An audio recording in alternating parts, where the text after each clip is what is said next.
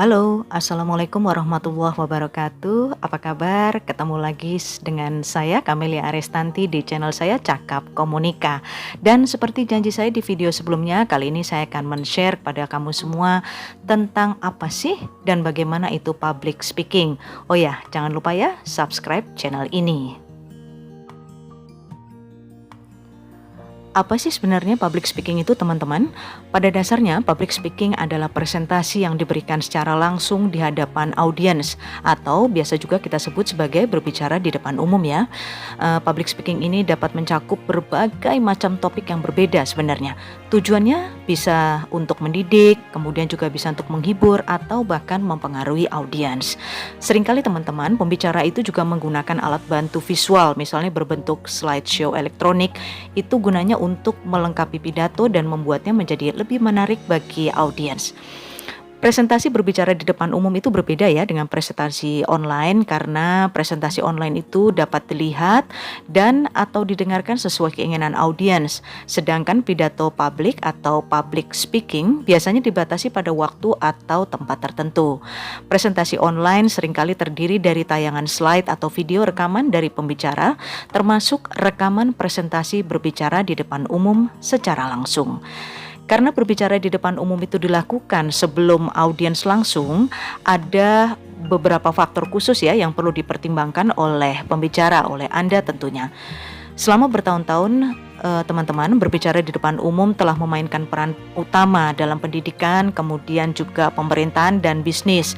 Kata-kata itu dianggap memiliki kekuatan untuk menginformasikan, membujuk, mendidik, dan bahkan menghibur.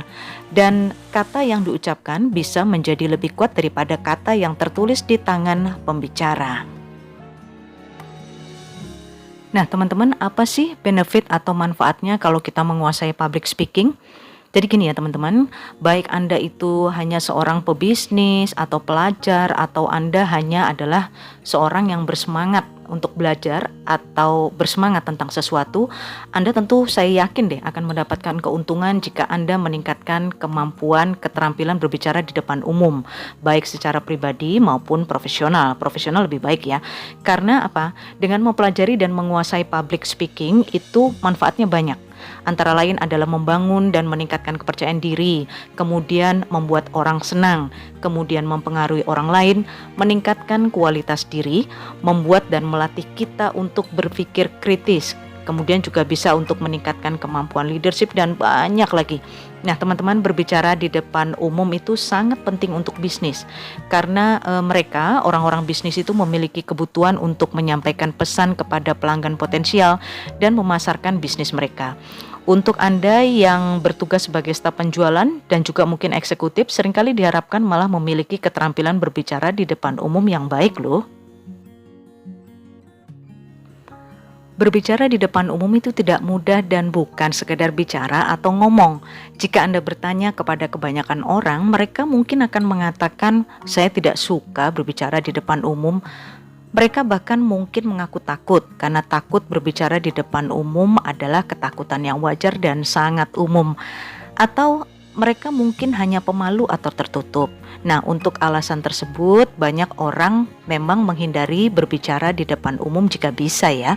Dan jika Anda salah satu dari orang-orang yang menghindari berbicara di depan umum, wah, Anda ketinggalan. Oke, sekarang setelah Anda memahami manfaat berbicara di depan umum seperti yang saya bilang tadi, Anda mungkin akan sedikit lebih tertarik ya, saya harap begitu.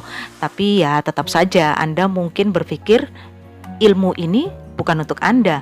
Mungkin Anda pernah memberikan pidato sekali dan tidak berjalan dengan baik. Mungkin Anda takut bicara di depan umum, atau mungkin Anda berpikir Anda tidak memiliki kemampuan alami untuk memberikan pidato. Yang benar teman-teman, berbicara di depan umum itu adalah sebuah keterampilan dan bisa dipelajari. Meskipun beberapa orang mungkin memiliki kemampuan bicara yang lebih alami daripada yang lain, suaranya lebih menyenangkan atau karismatik, namun sebenarnya siapapun dapat berbicara dan dapat belajar menjadi pembicara publik yang baik daripada saat ini. Nah, ini hanya membutuhkan sedikit pengetahuan dan usaha serta keterampilan dan latihan.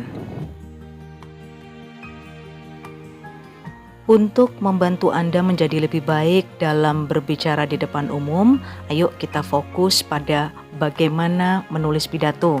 Kemudian yang kedua, mengatasi rasa takut berbicara di depan umum dengan cara apa? Menguasai materi. Kemudian kita lanjut dengan mempraktekkan pidato. Teman-teman, hal pertama yang ingin Anda lakukan adalah menulis pidato yang terorganisir dengan baik dan menarik. Karena meskipun Anda memiliki suara pembicara yang bagus atau karisma yang tinggi, Anda tidak akan memberikan pidato yang baik jika materi Anda itu sendiri tidak bagus. Selain itu, jangan lupa ya untuk memanfaatkan alat bantu lain seperti PowerPoint, Google Slides, atau Keynote, atau banyak juga kok aplikasi-aplikasi presentasi yang menarik yang saat ini bisa Anda coba bahkan secara gratis. Memiliki template yang tepat untuk slide Anda dapat membuat perbedaan besar loh dalam presentasi Anda. Teman-teman, rasa takut bicara di depan umum itu sebenarnya nyata dan wajar. Tapi ingat, jangan biarkan kondisi itu terjadi berlarut-larut ya. Jika Anda merasa tidak percaya diri saat memberikan pidato, pendengar Anda mungkin akan tahu dan membuat presentasi Anda menjadi kurang efektif. Bahkan jika Anda tidak takut berbicara di depan umum, mempraktikkan pidato Anda masih merupakan langkah penting untuk memiliki pidato yang efektif. Jika Anda sedang buru-buru, Anda mungkin tergoda ya untuk melewatkan latihan pidato untuk menghemat waktu.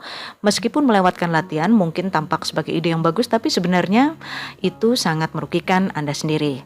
Teman-teman, dengan mempraktikkan pidato, Anda tidak hanya akan meningkatkan keterampilan berbicara saja, tapi Anda juga meningkatkan keakraban Anda dengan presentasi dan membuat pidato Anda menjadi lebih lancar. Tak kenal maka tak sayang, kata orang. Bagaimana sih memahami dan memberikan apa yang audiens inginkan sementara Anda tidak mengenal siapa mereka? Ketika Anda tidak tahu sudut pandang apa yang mereka gunakan ketika mendengarkan Anda, proses komunikasi ini tidak akan terjalin. Anda kesulitan untuk menyambungkan diri dengan mereka, dan mereka, para audiens itu juga kesulitan untuk memahami Anda. Akhirnya gimana nih teman-teman? Semua berujung pada frustrasi ya. Anda frustrasi karena tidak bisa membuat mereka mengerti, dan mereka pun frustrasi karena kesulitan memahami Anda. Sebaliknya, jika Anda mengenal audiens dengan baik teman-teman, maka presentasi yang Anda bawakan menjadi lebih mudah karena Anda tahu betul apa yang mereka inginkan. Anda dapat menentukan mana informasi yang harus disampaikan dan mana yang tidak perlu. Meyakinkan audiens pun menjadi jauh lebih mudah karena Anda mengerti faktor apa yang mempengaruhi mereka dalam mengambil tindakan. Ini ada beberapa hal yang perlu Anda ketahui ya dari audiens. Misalnya pengetahuan sederhana atau pertanyaan seperti ini nih. Siapa sih nama audiens yang akan hadir? Mungkin tidak semua Anda harus hafal namanya, tapi setidaknya 1-2 orang cukup sebagai modal public speaking Anda. Kemudian posisi mereka dalam organisasi atau event yang Anda undang ini sebagai apa? Kemudian apa latar belakang pendidikan atau pekerjaan mereka, atau apa yang sekarang sedang mereka kerjakan. Terus sejauh mana tingkat pengetahuan mereka terhadap topik yang akan Anda sampaikan. Bagaimana sih gaya belajar mereka. Kemudian apa sih sebenarnya yang mereka suka untuk didengar, atau apa yang mereka tidak suka. Kemudian sebenarnya tujuan apa atau tujuan mereka mendengarkan presentasi Anda itu sebenarnya tujuannya untuk apa. Ini yang paling penting saya pikir. Dan mengapa mereka perlu mendengarkan Anda. Selanjutnya teman-teman, percayalah pada kemampuan Anda. Anggap saja semua yang hadir itu di depan Anda benar-benar memerlukan Anda, dan Anda lebih tahu daripada mereka semua, sehingga rasa percaya diri Anda akan muncul ya. Dan yang terakhir, jangan lupa untuk menebar pesona lewat opening yang menarik. Pilih kata dan kalimat pembuka yang menarik dan opening presentasi yang menarik. Oke, sampai di sini dulu ya teman-teman. Saya terbuka kok terhadap diskusi dan silakan komen ya. Insya Allah akan saya jawab, dan sampai ketemu lagi di video selanjutnya.